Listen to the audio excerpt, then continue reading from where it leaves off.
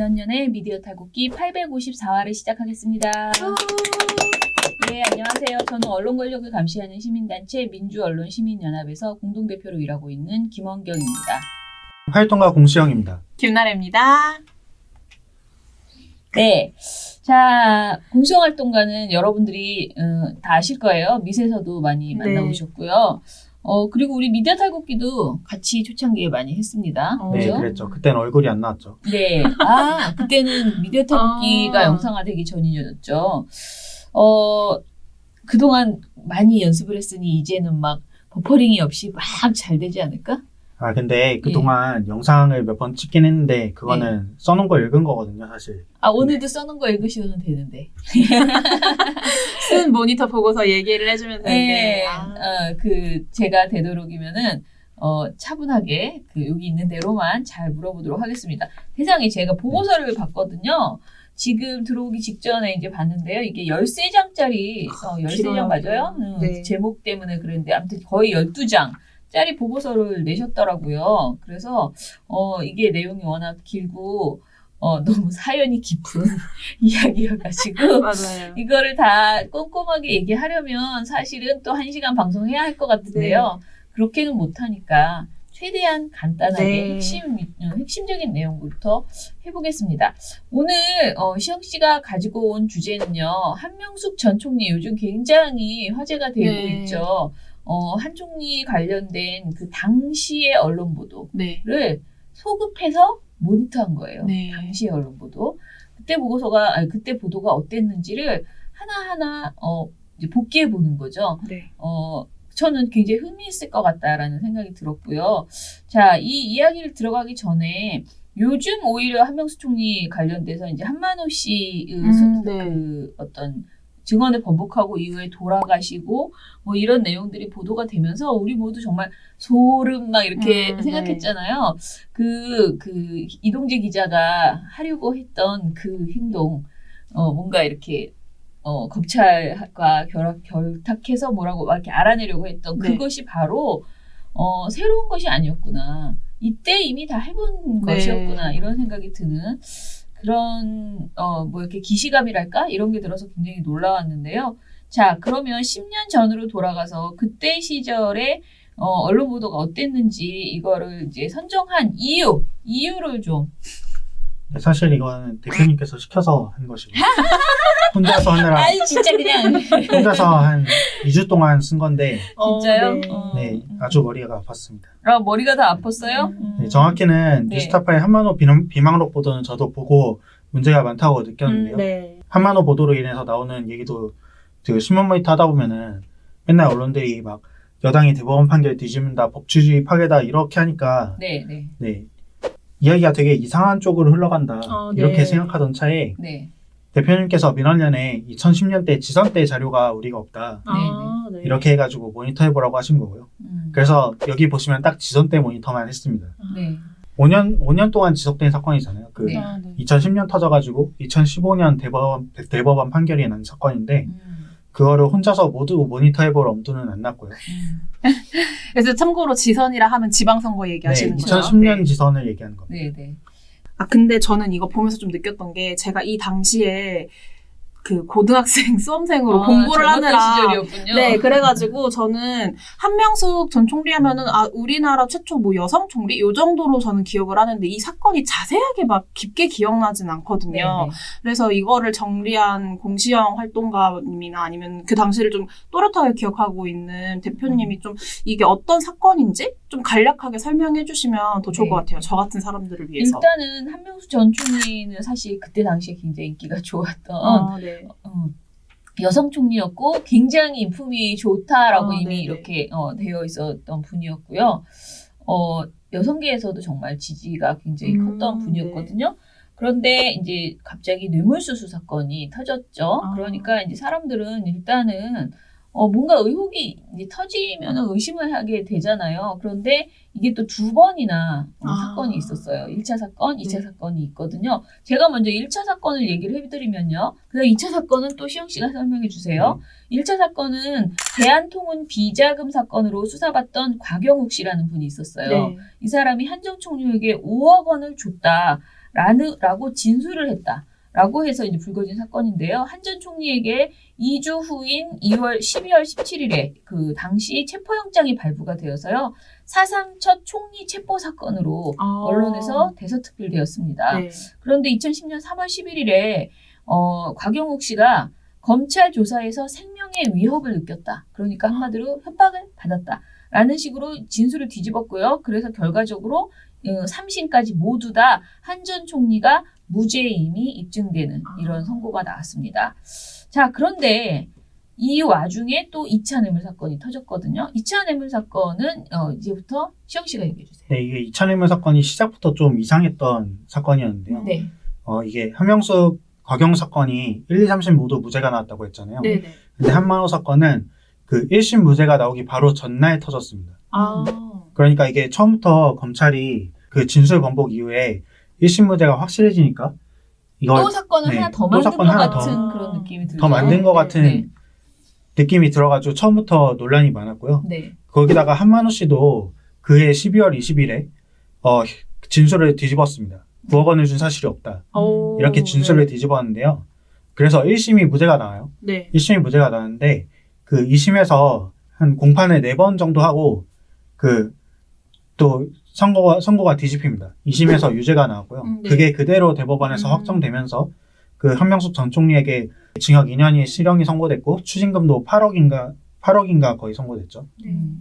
자, 근데 그때 당시에 이제 증거라고 했던 것이 한 총리는 끝까지 받은 바 없다라고 했거든요. 네. 정말 그 감옥에서 나오는 날까지 저도 그 생각하면 너무 울컥한데 계속 받은 바 없다라고 하는데 어찌됐든 대법원에서 유죄가 나와서 진짜 총리가 너무 억울한 사연을 안고 그 감옥에 가서 살았던 거잖아요.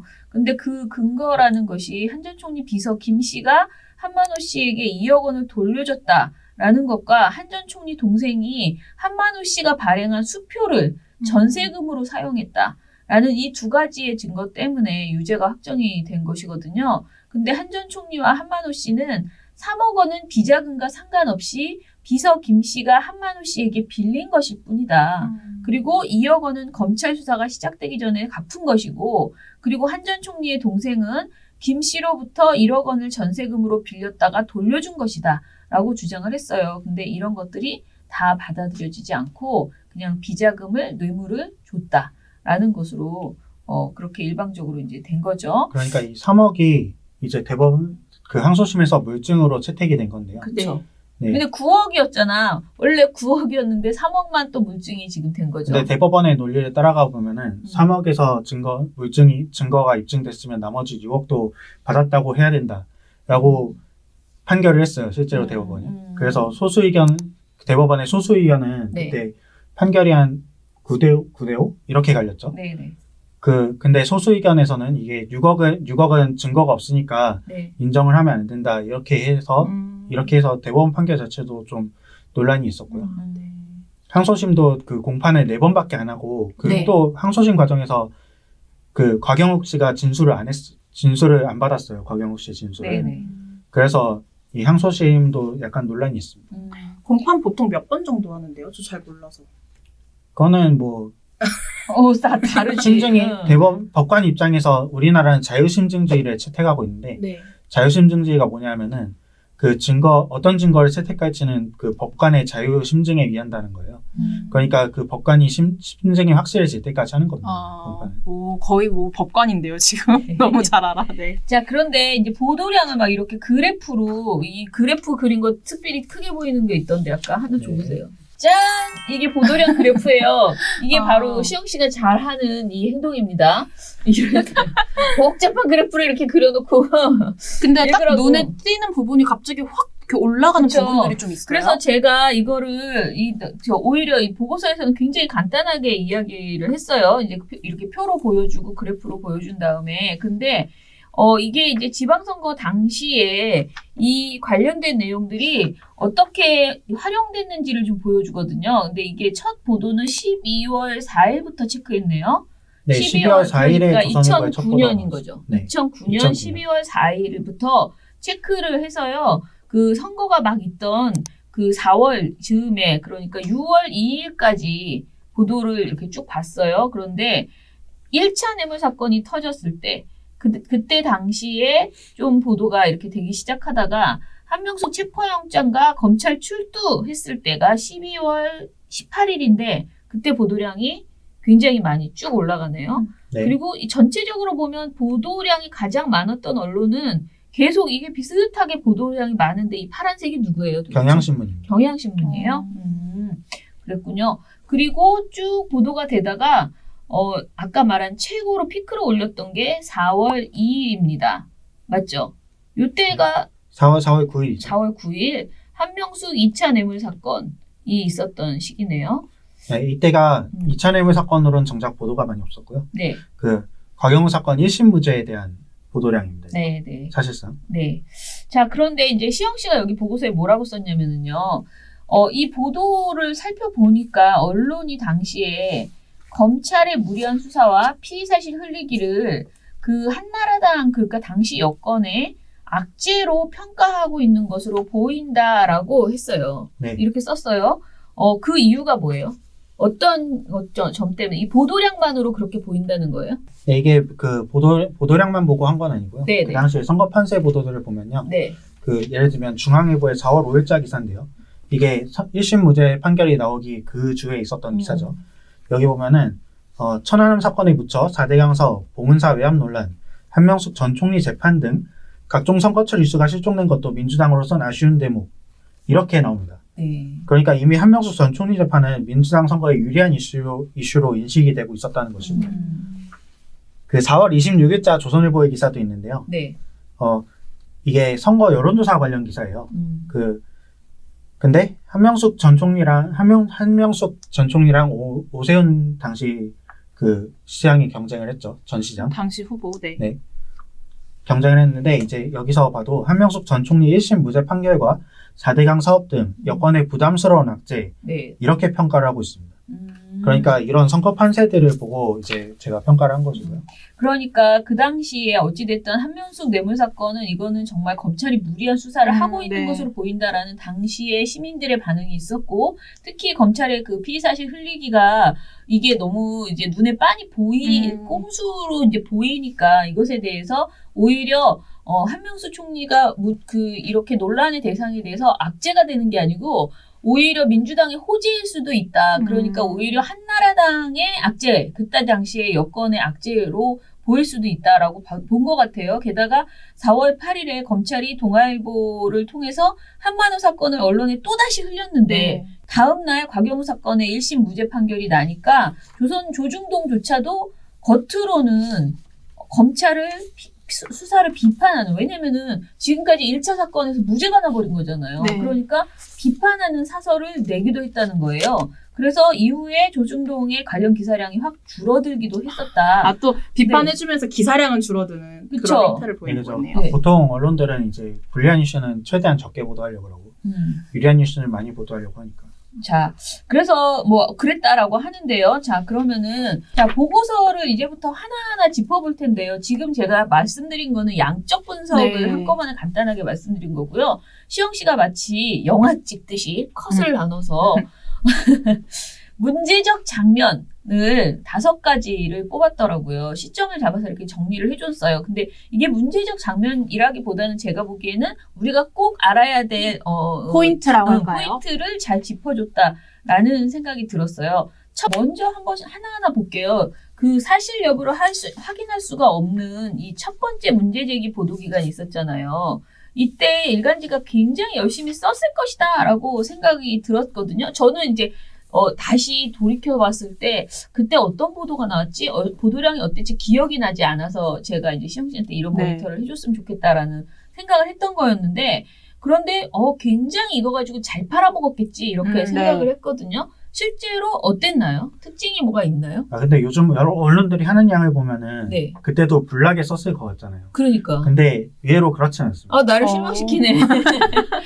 요즘은 이제 무슨 의혹을 잡았다 그러면은 네. 약간의 사실에다가 막 해설 기사까지 엄청나게 맞아요. 요즘 진짜 덧붙여가지고 그렇게. 언론이 요즘 더 나빠졌다라고 볼 돗자리 수 있어요. 저널리즘이죠. 한 달에 수백 개씩 기사를 쓰잖아요. 네. 근데 이때는 꽤 경제적으로 썼더라고요.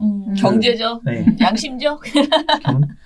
경제적이라고 볼 수 있는 게 네. 왜냐하면 최초 보도한 게 조선일보 기사거든요. 네. 12월 4일자에는 네. 한명숙 전 총리가 돈 받았다는 사실만 있습니다. 음. 그렇게 썼고요. 이게 검찰발 보도인데 전형적인 검찰발 보도인데 네. 그 다음에 이 내용만 있고 그 다음날 5일에는 다음 주에 검찰이 소환 조사를 한다는 거랑 네. 구체적인 검찰발 혐의 내용이 덧붙여져 있습니다. 그 다음에 며칠 동안 또 보도를 안 해요. 보도를 안 하고 그 9일에 곽영욱 씨의 주장을 좀 더 구체화시켜서 내용 혐의를 입증해가는 이런 보도들을 꽤 깔끔한 형태로 보도를 했습니다. 네. 그래서 9일에 이제 9일에야 이제 사설이 뜨는데 사설에는 이제 그 신속한 수사가 공정한 수사다 이런 사설을 썼어요. 그리고 정치인 내용을 보면은 정치인 수사에선 증거와 법률에 따른 수사라는 원칙 못지않게 완벽한 관련 증거를 확보해놓고 수사 대상의 신병 처리까지 순식간에 마무리지는 전격적 수사가 중요하다 라면서 신속한 수사를 주문했는데 도대체 신속함과 공정함이 양립할 수 있는 건가? 이런 생각이 좀 듭니다. 왜 그렇게 신속하라고 했지? 근데 지금 보도량을 보니까요. 12월 4일에서 10일까지 그 사이에 보면은 조선일보가 7건밖에 안 했고요. 그리고 동아일보도 6건, 중앙일보 5건인데 경향 7건, 한겨레 10건이거든요. 그러니까 어찌됐든 이 사안이 터졌을 때 조중동이 막 이렇게 보도량으로 막 폭탄을 터뜨리고 이런 게 아니고 오히려 경향, 한겨레가 이 사안에 대해서 살펴보는 보도들을 더 낸 것 아닌가 싶은데. 근데 약간 그 경향과 한겨레 같은 경우에는 네. 야권 대응 소식이 보도의 중점이었는데요. 그러니까 똑같은 사실을 제목에 써도 네. 조선일보는 막 그 다운표 보도로 한명숙 전 총리 준 돈은 인사청탁 자금이었다 이런 식의 보도를 쓴다면 경향신문 같은 경우에는 언론 플레이, 서둘러 소환, 노무현 수사 보는 듯 이런 기사를 내보내는 거죠. 네네. 네, 그리고 한겨레는 이때부터 약간 그 검찰개혁 필요하다 이런 보도를 내놓기 시작했는데 그때 되게 흥미로운 게 한겨레의 김종철 연세대 교수가 네. 그 한겨레 기고문을 낸 게 있는데 네. 정치 사정의 전제는 검찰개혁이다라는 기고문에서 이때 검찰권의 분권화가 시급하다고 낸 대안들이 몇 개 있는데 대검 중수부 해체, 공수처 신설, 수사권 분리, 검사의 법무부 장악 방지 등이 필요하다 이렇게 썼어요. 그러니까 요즘 검찰개혁이라고 하고 있는 내용들이 이때 다 이미 얘기가 됐다는 거고요. 자, 그러면은 그 모니터 보고서에서 보면은 이제 첫 번째 그 최초 보도 이후 두 번째가 한명숙 전 총리 체포영장과 이후 관련된 보도거든요. 요때 시점에서는 뭔가 어떤 양상이 그 우리가 볼 만한 포인트예요? 네, 이때부터는 네. 그 검찰에 체포가 됐고 그게 신문 일면에 대문짝만하게 났잖아요. 최초의 총리 체포 사건. 이때부터 언론들이 나오는 시기죠, 네, 이제. 그쵸. 이때부터 언론들이 이미 검찰 조사로 혐의가 모두 확정됐다는 듯한 그런 보도를 내놓기 시작합니다. 동아일보의 12월 16일 보도인데요. 이때 그 한명숙 전 총리 비리 의혹을 정치화 말라 이런 사설을 썼는데 검찰이 정치적 목적으로 전직 총리에게 날조한 비리 혐의를 뒤집어 쓰기로 했다는 공대위의 주장은 설득력이 없다. 이렇게 얘기를 하고 들어갑니다. 적반하장이네요. 진짜 그러니까 정치화하지 말라라는 말이 되게 그럴싸해 보이잖아요. 그러니까 어떤 사건을 정치화해서 거짓말로 막으려고 하지 마라. 네. 이런 지금 주장을 프레임을 그렇게 딱 내놓은 거네요. 네, 다른 언론은요? 네, 그리고 이때부터 이제 정세균 당시 민주당 대표를 엮으려는 보도들이 나타나는데 이때 정세균 총리가 왜 엮여 들어갔냐면 당시 정세균 민주당 대표가 왜 엮여 들어갔냐면 그 곽영욱 씨가 그 뇌물을 줬다고 진술한 곳이 총리 공간 오찬 자리였는데 그때 정세균 씨도 같이 앉아 있었다. 이런 보도들이 나오기 시작했거든요. 근데 이걸 최초 보도한 게 한겨레예요. 한겨레 단독 보도로 나온 건데 한명숙 곽영욱 만날 때 정세균 동석 그리고 한겨레에 이어지는 기사에서 곽영욱 전 대한통운사장이 인사청탁하기 위해 한명숙 전 총리를 만나는 자리에 정세균 대표와 강동석 전 건교부 장관이 함께 간 사실이 20일 확인됐다. 결론적으로 석탄공사 사장 자리를 누리는 이가 바로 그 회사를 산하 공기업으로 두고 있는 산자부 장관과 함께 총리를 만난 것 자체가 외부에는 로베오 비칠 가능성이 크다. 한 전 총리 쪽에는 불리한 정황일 수밖에 없다. 이렇게 보도를 합니다. 근데 이때부터 이제 그 그림이 이제 만들어지기 시작하는 거죠. 조선일보가 이제 22일 보도에서 5천 자리가 곽씨를 위한 인사청탁 자리였다는 의구심이 들지 않을 수 없다라고 사설에서 주장을 하고요. 네. 그 다음에 24일 3면에는 자가당착 한명숙, 진퇴양난 정세균 이런 기사를 나란히 실어가지고 이제 제목에서부터 이미 의혹이 검증이 됐고 죄인들이 이제 다급해지고 있다 이런 투의 기사를 낸 거죠. 그리고 동아일보는 24일 기사에서 한명숙 곽영욱 의혹 현 정권에선 재판 없어야라는 사설을 내는데요. 네. 그러니까 이제 재판이 없으려면은 이미 의혹이 확정이 돼 있어야 되잖아요. 네. 그러니까 재판 없어야라는 제목에서 이미 이거 확정하고 들어온 거죠. 네. 그 한명숙 광영욱 의혹이 사실이라는 전제로 네. 이명박 정권에서는 공기업 인사청탁이 없어야 한다. 이런 취지로 보도를 한 겁니다. 그렇군요. 근데 네, 그리고 이거를 동아일보가 나중에 정정했다고요? 네, 동아일보가 일면 머리 기사로 올린 기사가 네. 24일 날 곽씨에게서 2만 달러 받았다. 당시 산자부 장관 측근 시인. 그러니까 이제 정세균 그 민주당 대표도 돈을 받았다. 이렇게 한 건데요. 이게 2010년 9월 27면 이면 밑단에 정정 보도가 됐습니다. 이때부터 이제 막 재미를 보기 시작했네요, 보도들이. 자, 그 다음에 세 번째 핵심은 곽영욱 빅딜 의혹과 한명숙 골프채 수수 의혹이라고 지금 제목이 되어 있어요.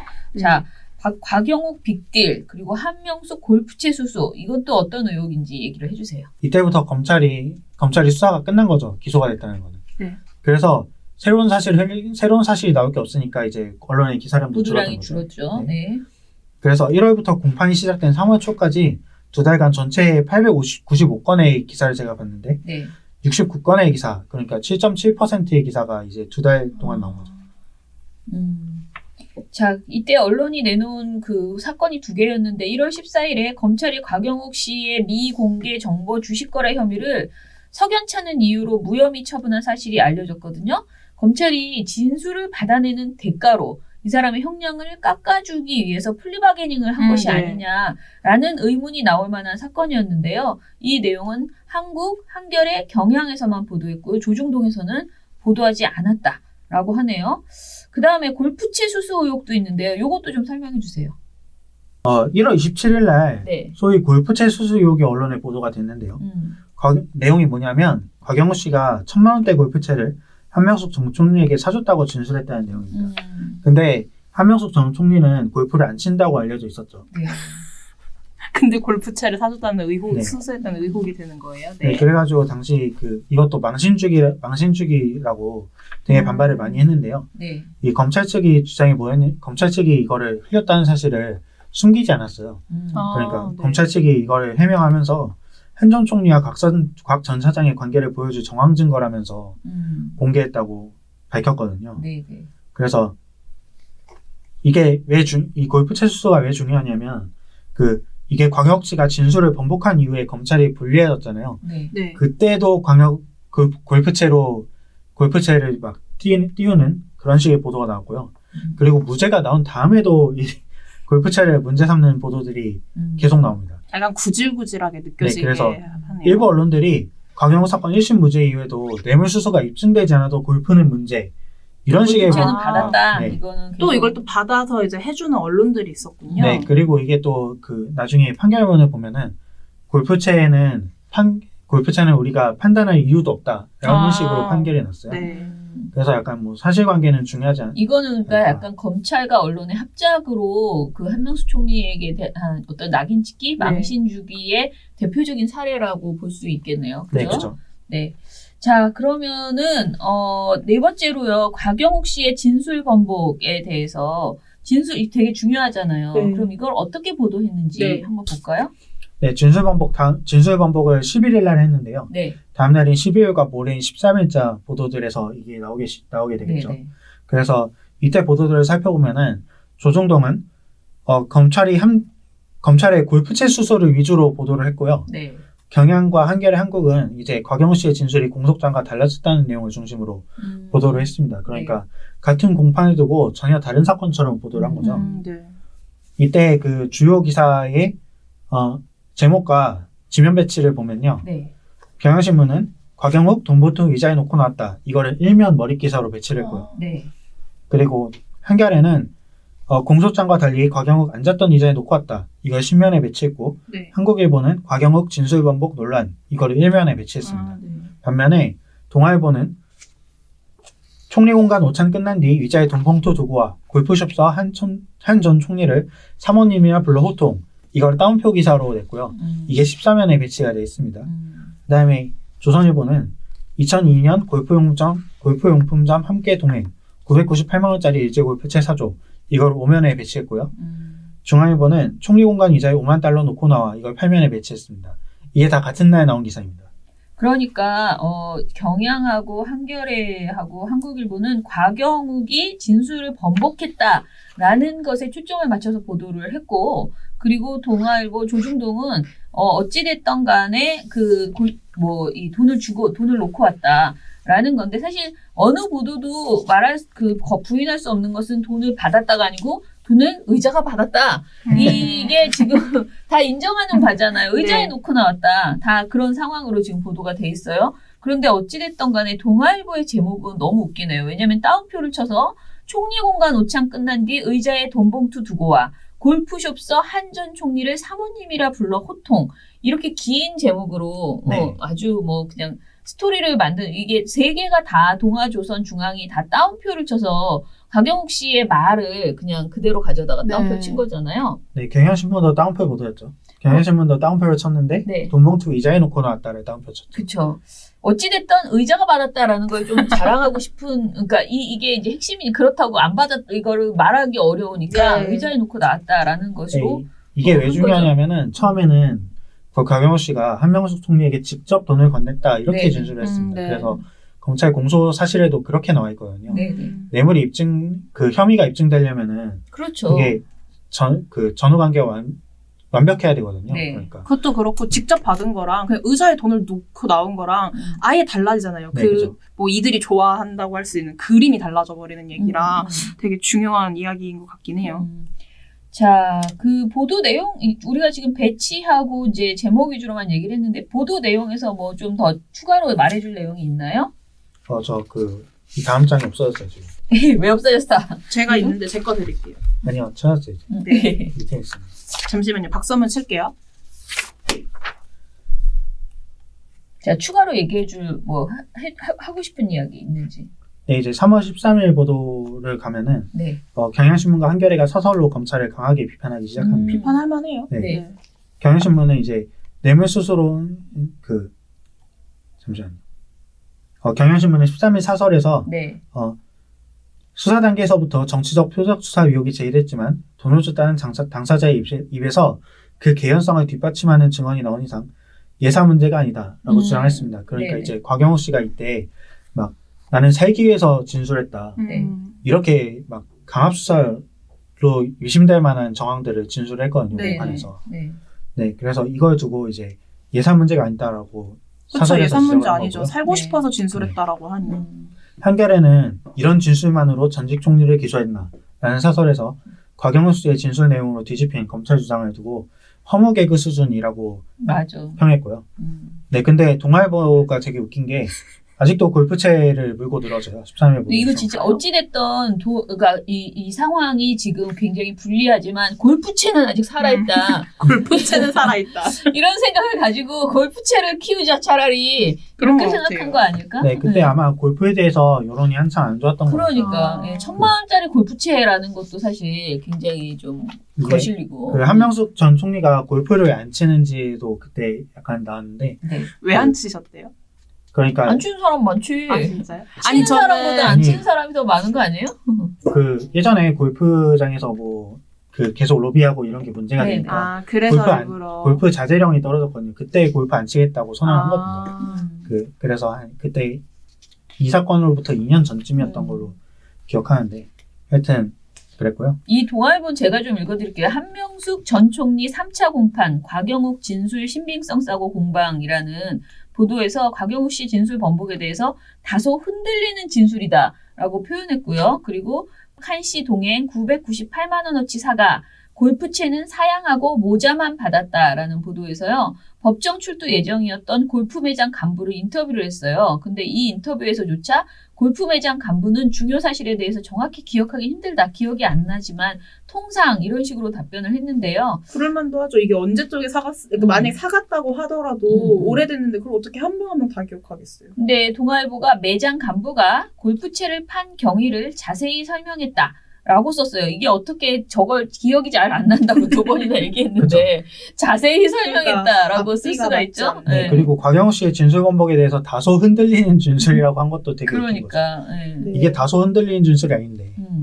살기 위해서 지금 그랬다라고 말했는데도 얘기하는데 불구하고요. 처절하게 얘기하는데 지금 다소 흔들리는 것으로 보이나요?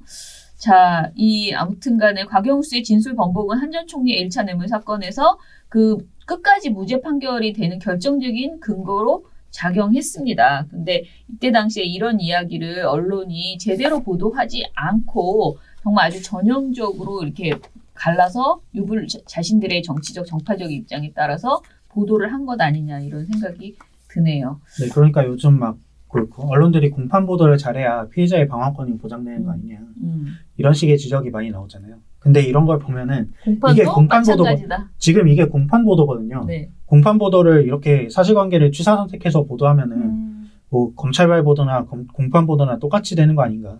근데 사실 우리 안희정 전 지사 때도 공판 보도 많이 했잖아요. 정말 열심히 했거든요. 네. 그런데 그때도 마찬가지로 자신들이 보고 싶은 것만 유불리로 이렇게 얘기해서 보도해서 좀 문제 많았어요. 그래서 공판 보도는 뭔가 정답이다라고 말하기도 상당히 좀 어려운 부분이 있어요. 지금 조 전 장관 관련된 그 공판 보도들도 사실 일면만 보도한다라는 지적들이 계속 있었잖아요. 자, 5번째 사건. 오늘 기내에 곽영욱 사건 무죄와 한만호 사건에 대한 언론의 반응에 대해서 쭉 정리를 좀 해주세요. 네, 이게 이제 문제가 되고 있는 한만호 사건이 드디어 나오는 거죠. 네. 네. 근데 이제 검찰의 공소 내용이 이제 4월쯤 되면은 사실상 무너지고 있었는데 이제 검찰 말에 믿는 사람이 거의 아무도 없고 거의 무죄가 확실시되는 그런 시점이었거든요. 네. 아까 중앙일보 보도 제가 말씀드렸잖아요. 네. 이게 검찰 할 말 없다. 네, 바로 전주에 나온 거거든요. 네. 근데 4월 8일 이제 동아일보가 일면에 검찰 한 전 총리 새로운 혐의 수사 이런 보도를 냅니다. 그게 서울중앙지검이 한 전 총리의 불법 정치자금 수수 혐의에 대해서 별도 수사에 나선 것으로 7일 알려졌다라고 보도를 했고요. 이게 곽영욱 사건의 1심 선고 하루 전이었습니다. 네. 쭉 얘기해 주세요. 그냥 내가 안 물어봐도. 네, 근데 이게 사실 다음날에 무죄 나오니까 묻혔어요. 묻혔고요. 1심 무죄 다음날에 다음날에 주요 6기간지 사설 제목을 보면요. 전반적으로 검찰을 비판하고 있어요. 표면상으로. 네. 그래서 제목들을 쭉 읽어드리면 경향신문 한명숙 무죄 정치검찰 개혁 더 미룰 수 없다. 동아일보 9억 원 수사는 5만 달러 부실 수사와 달라야. 조선일보 5만 달러 무죄 선고 하루 전 또 불법 자금 수사라니. 중앙일보 한명숙 무죄 검찰 할 말 없게 됐다. 한겨레 한명숙 무죄 정치검찰 유죄. 한국일보 한 전 총리의 검찰 수사는 결국 무리였다. 이제 검찰 입장에서는 매우 속이 상했겠어요. 이때 네. 열심히 흘렸는데 것 같습니다. 왜냐면은 진짜 조중동 내가 믿었던 조중동조차 내가 지금 새로운 것도 하나 꺼냈는데 탁 이렇게 무시하면서 좀 열심히 해 지난번처럼 하지 말고 이렇게 지금 구박을 한 거거든요. 근데 동아일보가 이거 최초 보도였잖아요. 네, 근데 이게 제목에 나중에 또 내용을 또 설명을 해드리겠지만 9억 원 수사는 5만 달러 부실 수사와 달라야. 이게 약간 서술 트릭입니다. 서술의 트릭이었어요? 네. 그러니까 9억 원 수사는 한만호 사건을 말하는 건데 이게 5만 달러 부실 수사와 달라야. 이게 뭘 의미하는 거겠습니까? 9억 달러는 9억 원은 네, 9억 원은 좀 제대로 해야 제대로라 이거죠. 유죄 나오게 해라 이런 느낌으로 오네요. 그죠? 지난번처럼 그렇게 하면 진짜 네 안 돼 이런 얘기를 하는 거죠. 근데 이게 다 조선일보도 마찬가지잖아요. 그러니까 하루 전 또 불법 자금 수사라니라고 말은 하지만은 사실 이 말들을 짚어보면은 어찌됐던 간에 좀 더 진짜 유죄가 나올 걸 가지고 좀 제대로 좀 해라고 하는 거라고 보이거든요.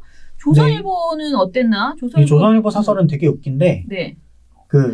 검찰은 다른 어떤 사건 때보다 빈틈없이 수사하고 신중하게 기소 여부를 결정했어 했다. 대한민국 최고 수사기관의 수준을 다시 돌아볼 수밖에 없다는 생각이 들게 되어버렸다. 네. 라고 검찰을 질타했는데 아까 말씀드렸잖아요. 사건 초기에 신속한 수사를 주문했단 말이에요. 이 사람들이. 신속하게 하지만 굉장히 잘 공정하게 해봐라 이렇게 얘기했는데 또 근데 후반에 가선 네, 이제 와서는 신중하게 기소 여부를 결정했어야 했다 이렇게 얘기하고 있는 거죠. 이게 전지적 무슨 관찰자 시점이네. 네. 위에서 잔소리하는 전지적 할아버지? 뭐 이런 생각이 드는 그런 얘기네요. 자, 그리고 동아일보 아까 그 부실 수사와 달라야 이거는 뭐 그런 정도의 아까 우리가 말한 앞으로 잘해라는 잔소리 네. 라고 봐야지 될 것 같아요. 어찌됐든 이 사건은 그러니까 1심이 무죄가 나왔던 그 사건 자체는 사실 굉장히 중요한 것이었는데 그때 이런 어떤 검찰의 문제를 제대로 비판하거나 이런 보도가 시영 씨가 딱 읽었을 때 야 그래도 1심 무죄 이거는 그래도 제대로 혼났다 이런 생각이 좀 들었어요? 네, 그렇죠. 그 한겨레 아까 보도량 그래프를 보시면 아시겠지만 네. 그 거의 하늘을 찌를 듯이 올라갔거든요. 네, 경향신문이랑 한겨레 그러니까 경향 한겨레 한국 순으로 보도가 네, 많았어요. 그러니까 이게 거의 다 검찰 비판 보도라고 보시면 돼요. 그러니까 그 제대로 그때 검찰이 비판이 됐기 때문에 지금 시점에서도 이제 검찰 개혁 얘기가 나오는 거라고 생각이 들고요. 네. 재미있네요. 이 시기에 보면 아까 말한 경향 한겨레 21건씩 보도했는데 조선일보 14건밖에 보도 안 했거든요. 물론 좀 더 적게 했으면 더 재밌었을 것 같은데 어찌됐든 입이 좀 할 말이 없는 그런 상황이었던 거 조금씩 작게 보도했네. 네, 그 14건이라는 거는 4월 23일 이후고요. 네. 아 그러네요. 더 적네요. 그죠? 이게 그 4월 23일 이후에는 이제 거의 보도가 없어요. 이 사건에 대해서. 더 이상 얘기를 꺼내고 싶어 하지 않는 거죠. 그래서 어쩐지 표를 정리할 때 4월 23일 그거 이후로는 6월 2일까지 약간 퉁쳐가지고 그 개수가 나와 있더라고요. 네네. 그래서 왜 그랬는지 궁금했는데 좀 유의미한 보도가 없었다 이렇게 보면 되는 거죠. 네, 이게 왜 그러냐면 그 2010년 4월이 진짜 검찰에게 최악의 한 달이었습니다. 왜냐하면 그 4월 초에는 곽영호 사건 1심 무죄로 이제 정치적 부담을 엄청나게 지게 됐는데 이제 4월 20일에 MBC의 PD수첩이 스폰서 검사 사건을 보도해요. 네. 그건 기억이 나요. 네. 그때 한창 그래서 뭐 일명 떡검이라고 불렸던 거죠. 네, 떡검 얘기가 그때부터 나온 거거든요. 그래서 부산 지역 검찰 40명이 촌지와 성접대를 받았다는 보도를 기억이 나요. 네.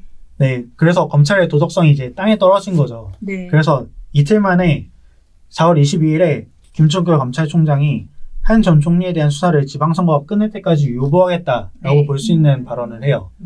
그래서 4월 23일부터 보도가 없던 겁니다. 그래서 없었던 거군요. 네, 근데 이게 지금 검찰이 약간 한만호 비망록 보도에 대해서 그 당시 수사가 선거에 영향을 줄 수 있다는 지적이 있어 5월에는 수사를 중단했다라고 반박을 하거든요. 근데 이게 약간 거짓말입니다. 왜냐하면 그 당시 보도를 보면은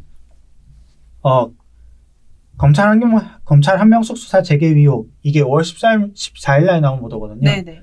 근데 건설업체에 대출을 해준 전직은행 지검장을 5월 12일 날 체포를 하고 5월 14일 날 구속했습니다. 그러니까 수사는 계속되고 있었던 거죠. 계속되고 있었는데 아닌 척했던 거라고 봐도 그죠? 되겠네요. 네, 표면상만 수사를 중단했던 거고 그 밑에서는 수사를 약간 계속하고 있었다. 이런 상황으로 볼 미심이 수 가능한 있겠네요. 정황이죠. 자, 그러면 아무튼간에 혼자서 나 때문에 굉장히 오랫동안 많은 기사를 2주 동안 읽었는데요. 이 보고서를 쓰면서 시영 씨가 생각한 뭐 정리하고 싶은 이야기들 그냥 쭉 얘기를 한번 해주실래요?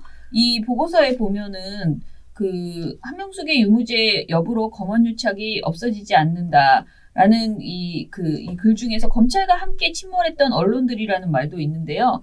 본인이 쭉 읽으면서 느꼈던 점들을 정리해 주세요. 네, 이게 처음에 뉴스타파 한만호 비망록 얘기를 그쵸. 했었잖아요. 네. 그때 제가 막 한명숙 재심이 가능한가 이런 보도가 계속 나오면서 뭔가 이야기가 이상한 쪽으로 흘러가고 있다. 네. 이런 말씀을 드렸습니다. 근데 이게 왜냐하면은 뉴스타파의 한만호 비망록 보도가 한명숙이 무죄라고 주장하는 보도가 아니에요. 이 기자들이 한명숙 전 총리가 재심을 받아서 무죄를 받을지 판단할 능력이 없죠. 시민보 기자 스스로도 네. 여러 방송 프로그램에 나가서 그런 식으로 얘기를 했는데요. 네. 이게 그 제보자 X 보도에서도 이어지는 보도인데 네. 검찰 직접 방송에 뉴스타파 기자가 출연해서 말했듯 검찰의 수사 방식에 대해서 문제를 제기하는 네. 보도였거든요. 네, 맞아요. 특히 교도소 수감자를 출정시켜서 수사에 도움을 얻는 방식인데 네. 별건 수사 해가지고 얻어내는 방식인데. 네. 제가 가장 황당하게 본 부분이 검찰이 막 출정을 막 90몇 회 시켰는데 보고서는 5번밖에 안 썼다. 이게 그렇죠. 말이 됩니까? 그리고 막 혼나고 이렇게 뭐라 그럴까 연습 잘 안 되고 이 말이 합이 안 맞는다고 막 굉장히 모멸감을 줬다라는 얘기들도 있고 굉장히 다양한 그 검찰이 진짜 어떻게 이게 한국의 이게 공권력이 어떻게 이런 식으로 돌아갈 수 있어? 이런 생각이 들 수밖에 없는 내용들이 굉장히 네, 많거든요. 그러니까 법치주의 파견은 이때 이미 된 거죠. 네, 네. 근데 문제는 여당 측이 이렇게 검찰 개혁의 필요성을 강조하면 야당 측은 거대 여당이 되더니 대법원 판결을 뒤집어야 된다. 이게 법치주의 파괴다. 이런 식으로 맞받고 있거든요. 네. 네. 그리고 언론 보도들도 여기에 한몫하고 있는데 조선일보가 한만호 비망록 보도가 정치권에서 언급되자마자 여당 177석 힘으로 한명숙 유죄 뒤집기 이런 보도를 낸단 말이죠. 근데 이거는 사실은 이제 프레임을 그렇게 짜는 네. 거죠. 한명숙 유죄를 뒤집으려고 하는 짓이다라고 하는 게 아니고 검찰이 어떻게 잘못했는지를 드러내자라는 거잖아. 우리 얘기는. 그죠. 그렇죠. 예. 근데 그 얘기를 마치 아까 말한 딱 정치화 만들어 네. 정치적으로 해석해버리게 만들어버리는 거지. 네, 그래서 그 결과 벌어진 일이 뭐냐면 이게 중앙일보 기사인데요. 해설 기사인데 법조계 한명숙 재심 가능성 낮아. vs 수사관행 자성 계기되어. 전혀 다른 소리 하고 있잖아요, 지금. 서로 대화가 안 되고 있는 거예요, 지금. 그게 아니라고 또 해줘야겠네, 그죠? 그 아니라고. 네, 그러니까 이게 공론장을 어지럽히는 행위다라는 거고요. 네. 그리고 뭐 결론적으로 이제 그 한명숙 전 총리가 실제로 뇌물을 받았다고 해도 검찰의 그 이상한 수사 행태가 없어지는 게 아니죠. 그렇죠. 네. 매우 이상하게. 그리고 여기 영합한 언론의 보도도 없어지는 게 아닙니다. 네. 저는 이 보고서로 그 얘기를 하고 싶었던 거고요. 네, 네. 저도 한명숙 전 총리가 무죄인지 모릅니다. 네, 확실하게 뭐 저희가 특정해서 이야기를 할 수 없는 이야기인데 어쨌거나 검찰이 당시 수사를 이상하게 하고 이상하게가 아니고 완전 말이 안 되는 네. 진짜 와 네. 이거는 뭐 어떻게 말을 못 하겠어. 정말 이걸 보면서 너무 무서운 세상이다. 네. 그리고 너무 야만적이다. 또 거듭 이런 생각이 들었습니다. 자, 그러면은 오늘 너무 방송을 길게 했기 때문에 마무리 멘트, 이 보고서에 대한 마무리 멘트는 그만하고요. 어떻게 간만에 오랜만에 나왔는데 어땠어요? 그동안 했죠? 네, 그동안 마음 편하게 지냈는데 왜? 좋은 시절이 다 갔네요. 아, 좋은 시절이 갔다고요? 갔어? 아, 서운하네. 또 그렇게 말씀하시니까. 자, 댓글 좀 읽어보겠습니다. 정슬기님. 그는 댓글을 달아줄 그는 것인가. 갔습니다. 아, 그는 갔습니다. 네, 댓글을 갔습니다. 달아주세요. 근데 이제 또 그가 가니까 이렇게 재미난 캐릭터들이 한 명 한 명 등장하지 네. 않습니까? 앞으로 또 더 잘하실 거라고 저는 믿습니다. 네. 패대기님 하나 읽어주세요. 네, 민원량이 장난치는 기사를 하나씩 제대로 된 기사로 변환해보면 어떨까요? 두 기사를 나란히 놓고 독자의 판단을 바라며 드라이에게 글만으로. 재밌을 것 같아. 재밌을 것 같은데 전 힘듭니다. 자, 안다미로님. 노동자의 죽음과 쉼터 소장님의 사후에 이어지는 기사들은 사람의 생명에 관한 무게를 생각해보게 되었습니다. 나에게는 너무나 무겁고 저린 생명이 저 말도 안 되는 소리를 써대는 기자들에겐 어떤 의미가 있을까요? 가볍디 가벼운 기사를 읽고 배인 상처는 너무 깊고 아픈데 쓴 사람은 가해를 끼친지도 모를 거라는 게 더 아프네요. 라고 해주셨어요. 읽다 보니까 또 눈물 날라고 합니다. 안 그래도 정의원에서 그 기론옥 할머니, 기록 선생님 관련된 그 입장문을 내놨죠. 네. 최근에 그 조선일보, 동아일보가 기론옥 선생님의 양 아들이라고 하는 그 부부, 네. 며느리와 아들이 하는 어떤 말들을 마구잡이로 막 쓰면서 쉼터 소장님에 대해서 사실상 명예훼손을 너무나 정말 완전히 그 심하게 하고 있거든요. 네. 그러니까 이 소장님이 돈을 횡령했다 또는 어떻게 뭐 돈 세탁에 그 기론옥 선생님의 통장을 이용했다라는 등의 그것 때문에 돌아가신 것처럼 이야기를 하고요. 네. 게다가 그것에서 더 나아가서 기론옥 선생이 치매다라고 단정적으로 얘기하는 제목에도 치매라고 쓰고요. 그리고 조선일보 같은 경우에 그런 보도들이 있었어요. 그래서 이거에 대해서 또 정의원에서 하나하나 반박하는 그런 입장문을 내놨거든요. 저는 제가 그거 보고 이렇게 말했어요. 이거는 그 쉼터 소장님의 유족들에게서 아무리 힘들어도 이건 고소를 해야겠다. 이건 뭐 도저히 그대로, 왜냐면 이게 돌아가신 분에게도 명예가 앞으로도 두고두고 이거 정정 안 하고 그냥 놔두면요. 계속 사람들은 그 말을 또 믿고 할 거예요. 그리고 이 양아들이라는 분들도요. 지금 언론에서 그냥 이쪽에서 한겨레에서는 이렇게 말하고 조선중앙에는 이렇게 말하고 막 이렇게 왔다 갔다 하고 있는데 본인들이 그렇게 말하는 것이 정말 본인의 어머니라는 기록록 선생님을 정말 진심으로 모셨던 한 분에 대한 치명적인 그 어떤 그 가해를 하고 있는 것이다라는 것을 분명히 알고 법적 이 판단을 받아야지 된다라고 저는 그 정도의 발언들을 지금 하셨다라고 생각을 하거든요. 이 관련된 내용은 저희가 한번 다음에 차분하게 그 정의연 이후의 보도들에 대해서 짚어보도록 하겠습니다. 그리고 댓글 하나 더 읽어주세요. 팟빵 댓글 좀 읽어볼까요? 네, 흑터마님 2,000캐시 후원 감사합니다. 이렇게 건조하게 하다니 진심으로 2,000캐시 후원 감사합니다. 이렇게 해야지. 진짜 웃겨. 제가 감정 기복이 없어요. 자, 그리고 와이어TV님. 전 이 뉴스 보고 너무 속상했어요. 장애인이 이렇게 위험한 일을 할 때 도움을 받을 수도 있는 거였다고 하더라고요. 그런 도움도 받지 못하고 유유 하셨습니다. 이게 저희 돌아가신 김재순 노동자님 얘기하시는 것 같아요. 그렇죠. 이게 그냥 그런 도움도 받을 수 있을 텐데 말입니다. 그리고 비겁한가의 전쟁님도 또 이봉우 팀장 이야기를 했네요. 민원연을 떠난다니 안타까운 마음입니다. 재충전의 시간을 가지고 다시 만날 시간을 기대합니다. 그간의 민원연 활동에 헌신과 투쟁에 감사와 찬사를 보냅니다. 수고하셨고 고맙습니다. 라고 하셨는데요. 돌아오시기야 하겠습니까? 점쟁이가 돌아온다고는 했는데 우리 전 선생께서 제가 또 우리 전 선생하고 그 점을 보러 갔지 않습니까? 이봉호 팀장 데리고 하도 나가고 싶다고 하니까 어떻게 해서든 붙잡고 싶어서 제가 진짜 그래서 그래서 사주 보러 갔습니다. 네, 정말 전 선생이 나가지 말라고 하면 가지 마라고 하면서 이제 갔는데 결국은 돌아온다고까지 말씀하셨는데 본인은 아무튼 나갔습니다. 근데 어찌됐든 저는 계속 말씀드리지만 만나면 헤어짐이 있는 것이기 때문에 가시는 분들에 대해서 축복하고 또 민원연 출신답게 어디 가서 무엇을 해도 일 잘하고 정의를 불태우는 그런 사람이 됐으면 좋겠습니다. 네. 자, 비겁한가의 전쟁님이 하나 더 써주셨는데요. 지난 이명박근혜 공영방송은 썩은 권력에 대한 충성 경쟁을 했던 비참하고 비루한 기레기들이 득실거렸다. 김세훈 교수의 명복과 영면을 기원합니다. 언론개혁 투쟁의 역사에 한 켠을 채울 투사의 생을 기억할 것입니다. 감사하고 고마웠습니다. 라고 하셨습니다. 나머지 읽어주세요.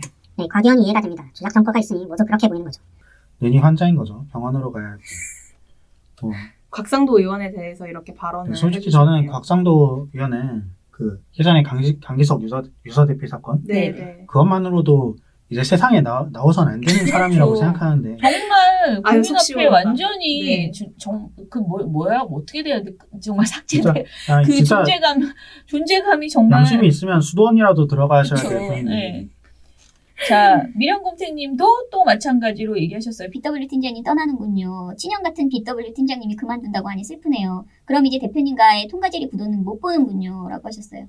하하하.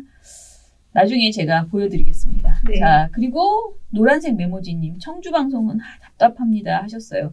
안 그래도 지금 청주방송 때문에 참 속상해요. 지금 우리가 가장 많이 이야기하고 있는 게 청주방송하고 대전 MBC 유지은 아나운서잖아요. 네. 근데 대전 MBC 유지은 아나운서는 그래도 최근에 이제 인권위원회에서 정말 아주 전향적인 권고를 내놨기 때문에 저는 일단 그것이 나온 것이 큰 힘이다. 그러니 이제 대전 MBC가 인권위 권고를 받아들일 수 있도록 우리가 또 다시 운동을 한다라고 생각하는데 이 청주방송은 이 이두영 회장인가 이분이 아주 뭐 거의 진짜 배째라 이런 식으로 나오고 있기 때문에 아니 그러니까 요즘 막 우리가 권력이 됐다 그랬다 하는데 이런 듣보잡 방송도 부디게 먹는데 우리가 무슨 권력입니까?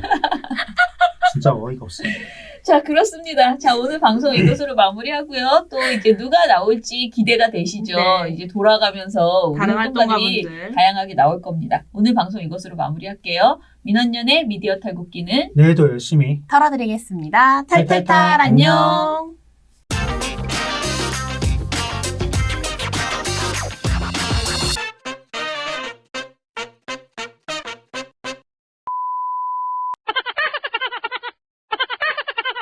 네, 박수 치고 들어가겠습니다.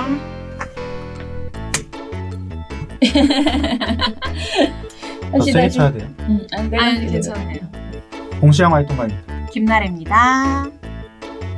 아니, 고개 숙여서 인사 같이 해주시면 안 돼요? 아, 벌써 인사 안 했어? 다시. 네.